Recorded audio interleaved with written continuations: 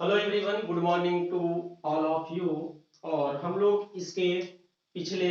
बहुत सारे ऐसे सेमेस्टर पर आधारित या कंपटीशन पर आधारित वीडियो डिस्कस किए थे। और आज ऐसा कुछ नहीं है, आज बस कुछ सेमेस्टर से रिलेटेड टिप्स हम लोग डिस्कस करेंगे। जो ऐसे स्टूडेंट्स आए हैं जो फर्स्ट ईयर में आए हैं, हम प्रयास करेंगे कि अपनी इस टिप्स के माध्यम से उनको काफी हेल्प मिलेगा सेमेस्टर एग्जामिनेशन में बैठने के लिए,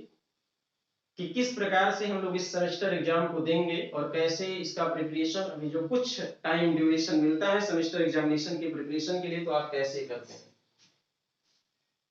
क्योंकि ये डर है वो स्वाभाविक है, वो सभी को ही लगता है। किसी एग्जाम में यदि डर लगना स्वाभाविक है, यदि डर नहीं लग रहा है मतलब आपका प्रिपरेशन भी बिल्कुल कुछ समझ में नहीं आ रहा है। तो ओवरऑल हम लोग यदि बात करते हैं कि सेमेस्टर एग्जामिनेशन में कुछ ड्यूरेशन जो मिलता है उस समय हम किस प्रकार का प्रिपरेशन करना चाहिए, हमारा मेन मोटो ये है कि जो 10 से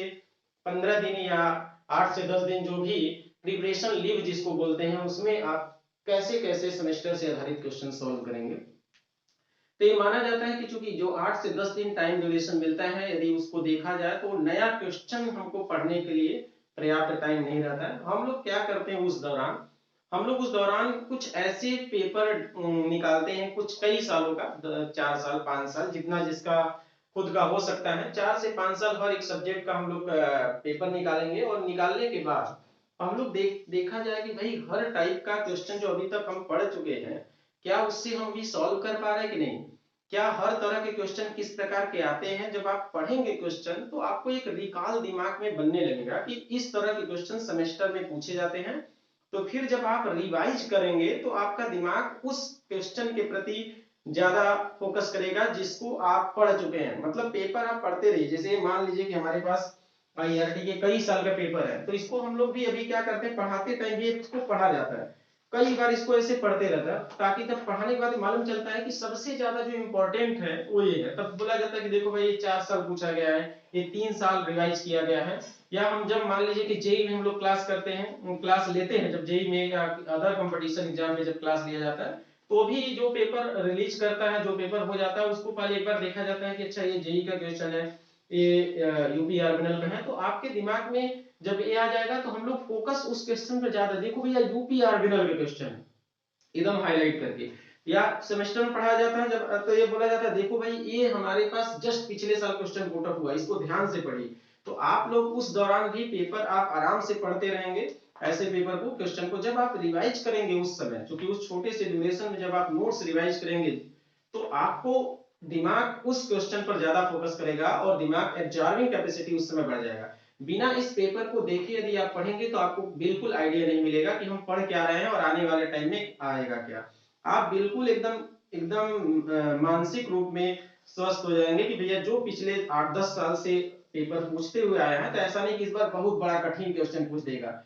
ऐसा नहीं। ये जो 10 साल से लगभग क्वेश्चन पुटअप होते हैं उसी से आधारित आगे क्वेश्चन पुटअप होगा, इसमें घबराने की कोई आवश्यकता नहीं। यदि आप 10 साल 8 साल के पेपर कर ले जा रहे हैं तो बिल्कुल आप घबराए नहीं, आने वाला क्वेश्चन भी आप कर ले जाएंगे। ये अपने पर, इसीलिए इसको कॉन्फिडेंस बोला जाता है कि भाई पेपर यदि हम पिछले कई साल का सॉल्व कर लिए तो चलो कम से कम इतना तो रहेगा कि आने वाला यदि रहेगा तो उसमें हम लोग इतने सॉल्यूशन इतने सॉल्व कर लेंगे कि हम बिल्कुल बैक वेक वाला सिस्टम नहीं लगेगा, चाहे कितना भी कठिन हो जाए। 10 साल का ऐसा नहीं कि इस बार इतना ज्यादा कठिन क्वेश्चन पुटअप होगा, इसलिए डरने की कोई आवश्यकता नहीं है। लेकिन एक चीज है, लिखने वाला तरीका है सेमेस्टर में, बिल्कुल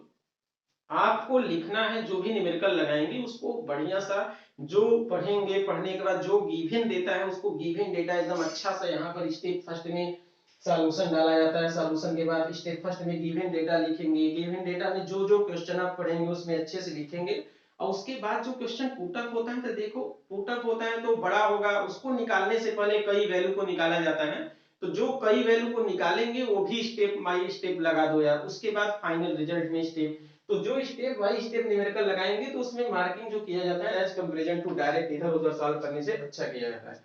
तो इस सेमेस्टर एग्जाम में जो आप प्रिपरेशन करने वाले हैं वो थोड़ा सा पेपर के मदद के द्वारा आप आराम से एग्जाम में बैठ सकते हैं, बिल्कुल बिना डरे हुए आराम से अपना प्रिपरेशन जारी रख सकते हैं। क्योंकि ड्यूरेशन 60 होता है, इसमें आप ऐसा नहीं है कि क्वेश्चन बहुत ज्यादा हम किसी किताब के क्वेश्चन पढ़ेंगे या कुछ अलग प्रकार का पढ़ेंगे। तो सिंपल सा कुछ इसी प्रकार से आपको प्रिपरेशन करना है। एक चीज हम लोग डिस्कस कर दें, मान लीजिए कि आपसे हमसे ये पूछा जाए भाई कौन सा हम लोग क्वेश्चन सेट करना जाए, तो हम तो बताते हैं भाई जो भी प्रिपरेशन आप करिए बस केवल टीचर से पढ़ते रहिए, उसके नोट्स पढ़ते रहिए, और साथ में क्वेश्चन सेट कहाँ से मिलेगा, मतलब आपको मैक्सिमम क्वेश्चन हम कहाँ से ले पढ़ने के लिए। तो हम ये कहते हैं कि जिस प्रिपरेशन जिस चीज का क्लास करते हैं, चाहे आप सेमेस्टर से आधारित क्वेश्चन करते हो, चाहे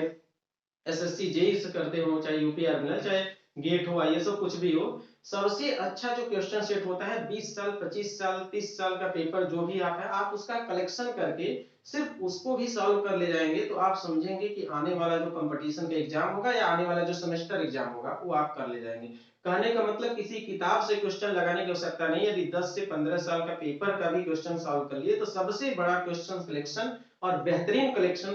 पेपर में आया गया क्वेश्चन रहता है, और आपका कॉन्सेप्ट के साथ साथ जो एग्जाम में मार्किंग होगा एज कंपेरिजन टू अदर की अपेक्षा आपका बेहतर होगा। तो इसलिए पेपर पर भी ज्यादा फोकस करेंगे सेमेस्टर के पहले तक, जो कि टाइम कम होता है। तो यही हमको बताना था कि आप पेपर को फोकस करते हुए, पिछले साल के कई सालों को पेपर को फोकस करते हुए आगे वाला सेमेस्टर पर आधारित क्वेश्चन को तैयार करेंगे, बिल्कुल बिना डरे हुए। लिखने का तरीका एकदम बेहतर से बेहतर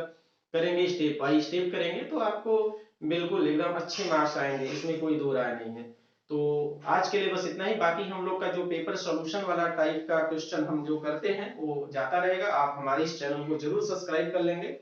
और आगे इसी तरह से हम लोग फिर कंटिन्यूअस सॉल्यूशन का कार्य करते रहेंगे।